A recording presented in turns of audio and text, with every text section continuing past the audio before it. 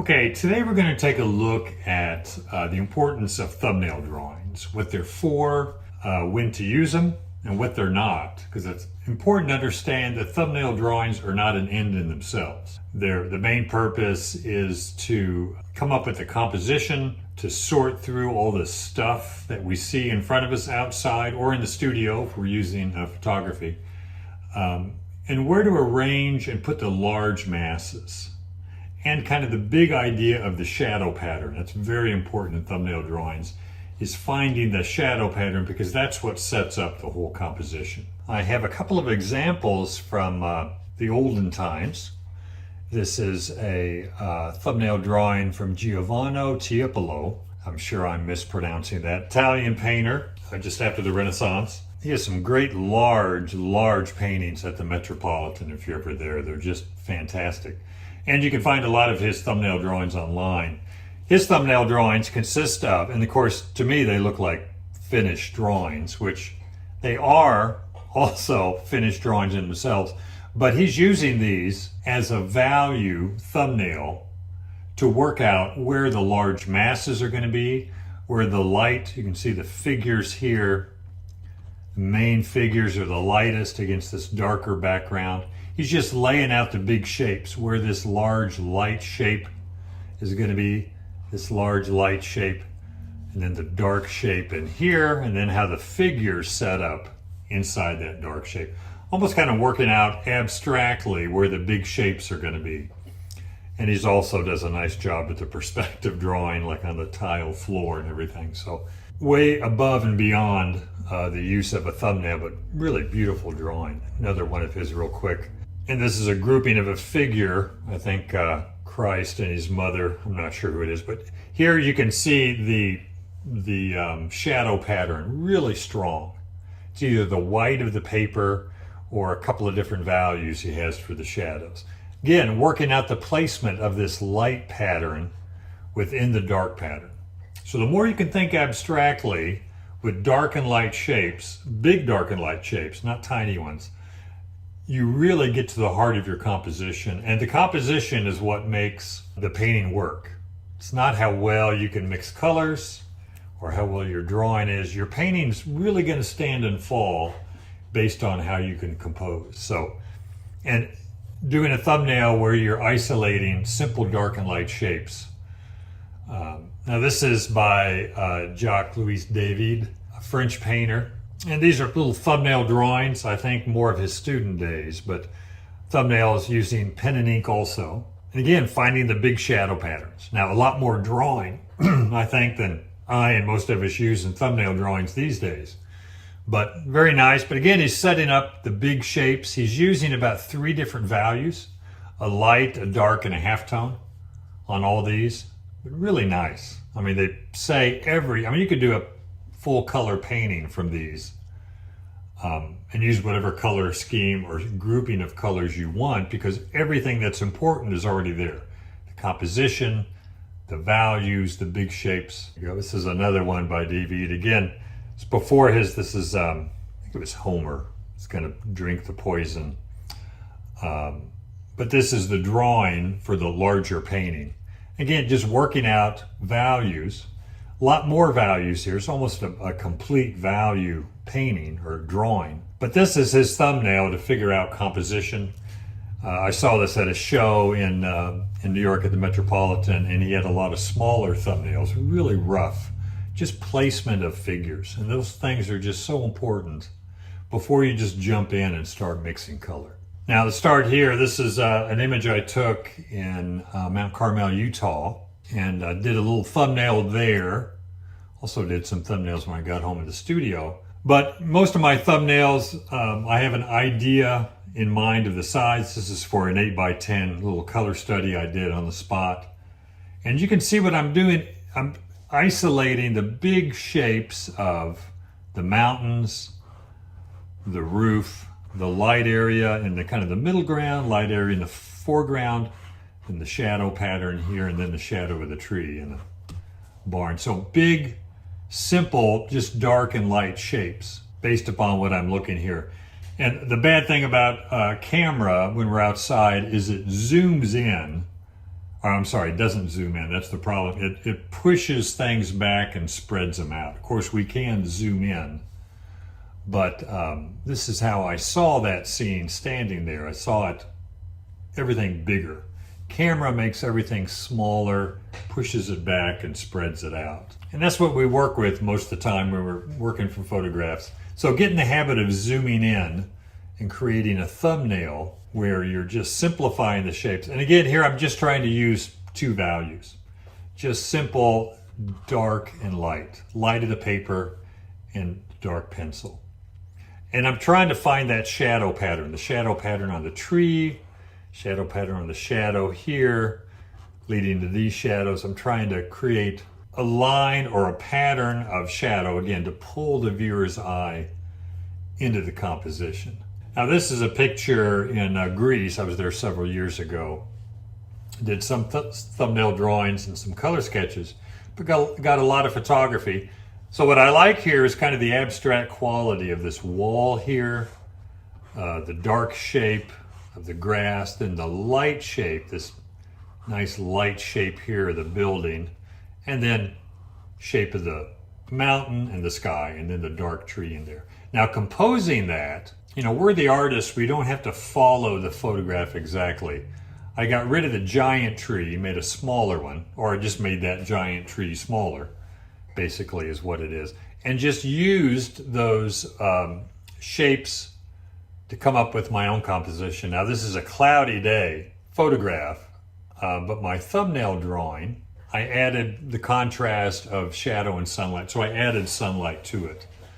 Which I don't always do. Usually whatever I've photographed or did a color sketch of, I stick with that light. But here I wanted to introduce a dark and light from sunlight.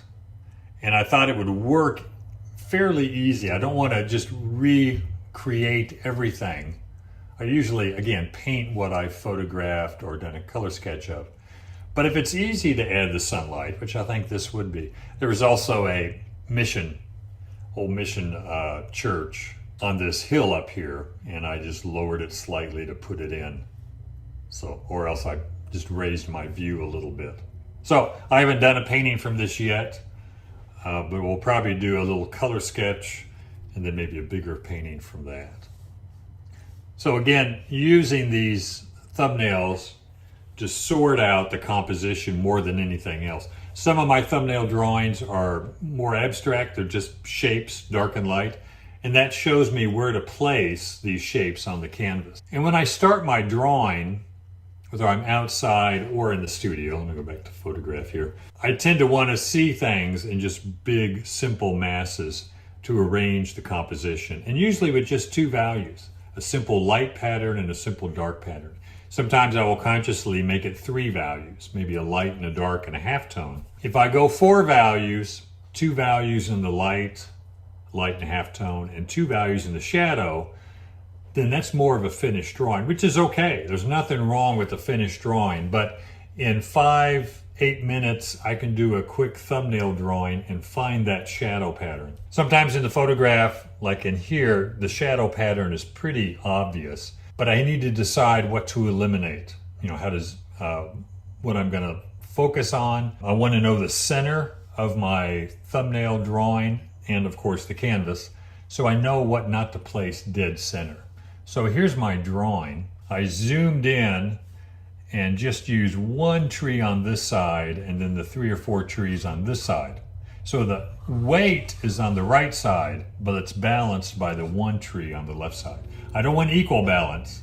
I don't want 4 trees on this side and 4 trees on this side. Then that would be too symmetrical. And then the sunlit pine trees in the background with the dark shadow pattern behind. So simplifying those shapes. I'm using pen here in this one. Most of the time I use pencil, but I do like using pen. Usually in the studio, not outside. This is the pen I use. And inside I have a little more time and I like changing it up, not always using a pencil. But it's a Pilot Precise V5 rolling ball pen. And it's the fine point. The extra fine's a bit too small. The pencil I use, it's a mechanical pencil, but not your typical mechanical pencil you find at the office supply store. That lead is very hard and doesn't give you a very dark line. So I get this from Jerry's. You can probably get them at U-Track or just about any supply. And the writing is rubbed off of it, but I think it's a Stadler mechanical drawing.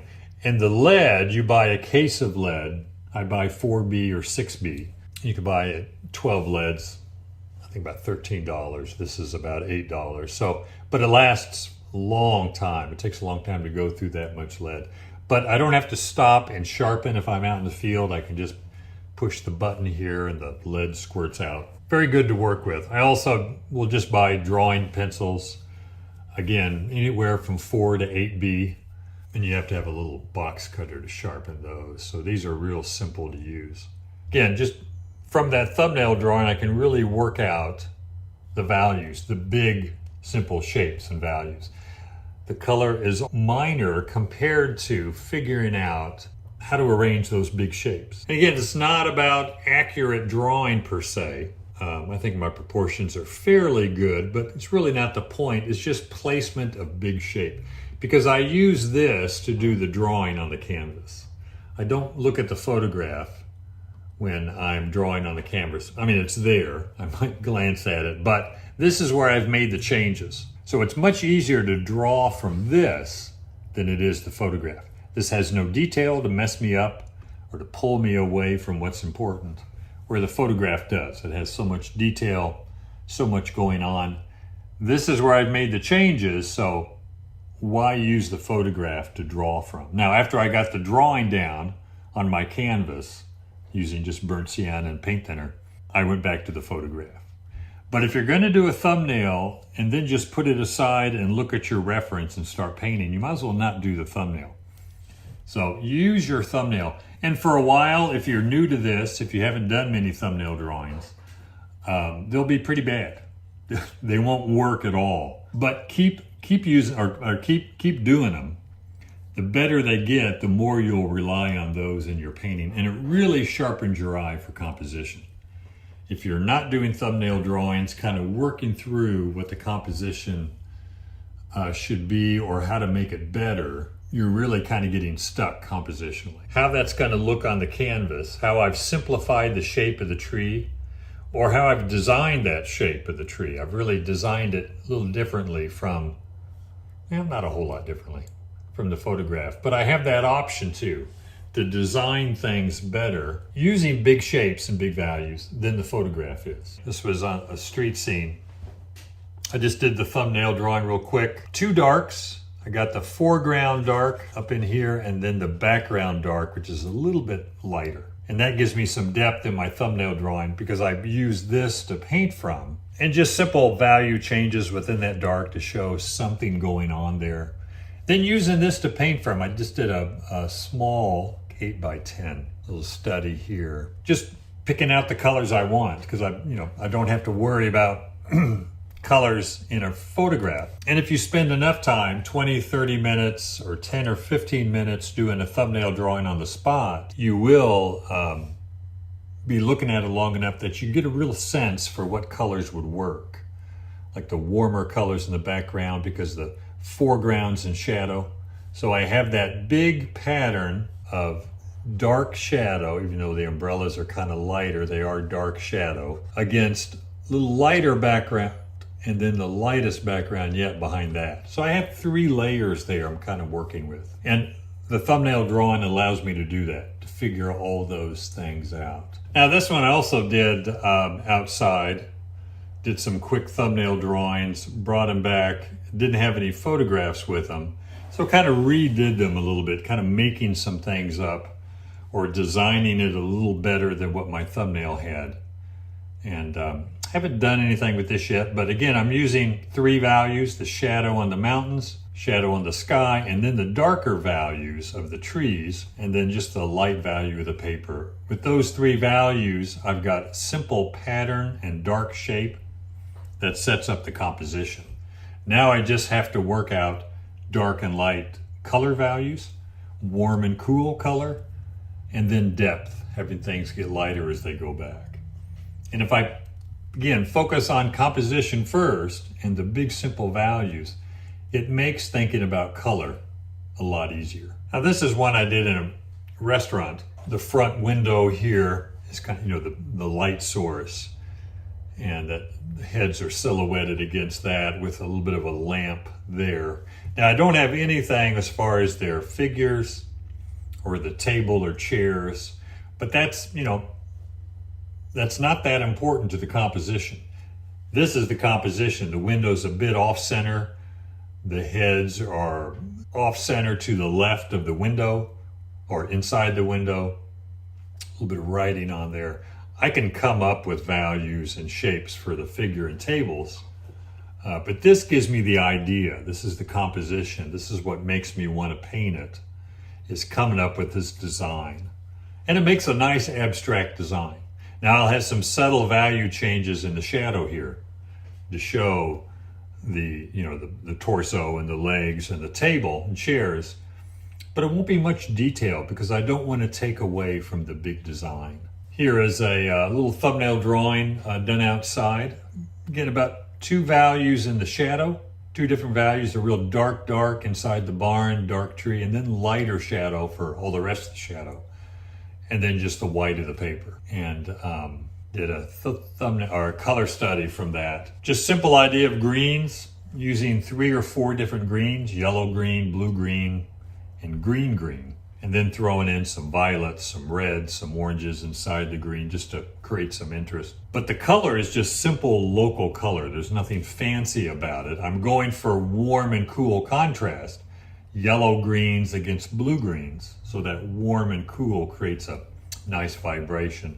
And then just breaking it up with some other colors in the greens. Keeping the contrast though that I got in the thumbnail. This is a photograph in Texas. I like stuff like this. It's just kind of junky. And generally when I photograph outside, I will just do a wide angle, you know, just take everything in, knowing that back in the studio, I'm going to come in and crop, zoom in, move things a little bit right to left, eliminate some things. So here I'm using pen, so taking a bit more time, and just getting simple shadow pattern against light pattern, how that flows through here, the dark pattern, and creating, you know, more shape or more weight on the right side and a little less weight on the left side. Again, to create that artistic balance as opposed to having something that's symmetrical. But this is like anything else. The more you do it, the more you learn. So don't give up after doing 5, 6, 10, 12, 20, 30 of them. Keep doing them, because even if you don't like what you're doing, they still will, they'll still help your sense of composition. You'll really develop a good eye for composition if you do these. And I'll go outside with just pencil and paper and do thumbnail drawings for a couple hours just to, again, sharpen my eye for composition. Now here I'm using pencil and a stump. Go back to the photograph. Cloudy day, somewhere with a little strip of sunlight back in here. So I like that contrast of the real bright, warm, light sky against the dark foliage and the light tree trunk, not sunlit, but still light, against a darker background. So I want to break that down to just simple shapes, move the tree trunks around a little bit, and I'm using about 3 different values here, maybe 4, but I think more just 3, the white of the paper, the lighter shadow, and the darker shadow, and just arranging the shapes, trying to create good balance. And one way to understand good balance in a painting is just to look at paintings. I looked at tonalist paintings, American tonalists, French impressionists, you know, groups of painters that really had a good sense of composition. The impressionists in California at the turn of the century, really good with composition. And of course, Edgar Payne's book on outdoor composition. Now here I took a sketchbook to the beach, and well, actually this was in the studio after doing some thumbnail drawings and some photographs, just working out placement, zooming in what I'm going to leave out. Then I did a little bit more involved thumbnail here. to isolate the figures a bit more, but I still want them to connect. I still want that connection of these big dark shapes, even down to this little bit of water in the foreground, creates a connection there. And again, the umbrella's off center. I've got a line down the middle, going horizontal and vertical to find the center, so nothing's perfectly centered.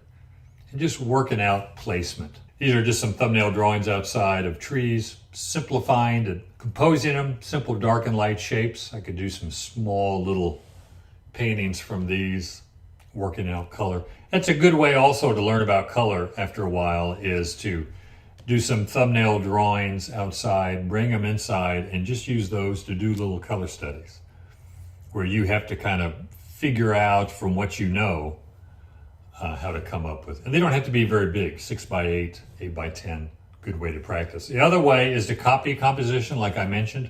These are copied from William Keith, California painter, late 19th century. Really like his values. And just doing little thumbnail ink drawings. It's good practice of drawing, and it helps me kind of crawl inside his head and see what he's thinking compositionally. Here's another one here. Again, 3 values, 2 darks and a light, and really helps me to simplify too, how to simplify trees, how to simplify mountains. So study other artists, see how they simplify. A few more thumbnails here, another pen and ink. But the more of these you do, the better you get at it, just like anything else. So I hope that is helpful. And if you want to continue along this line, I've got a video on composing using shapes and patterns in our composition. So watch that next. And thanks for viewing.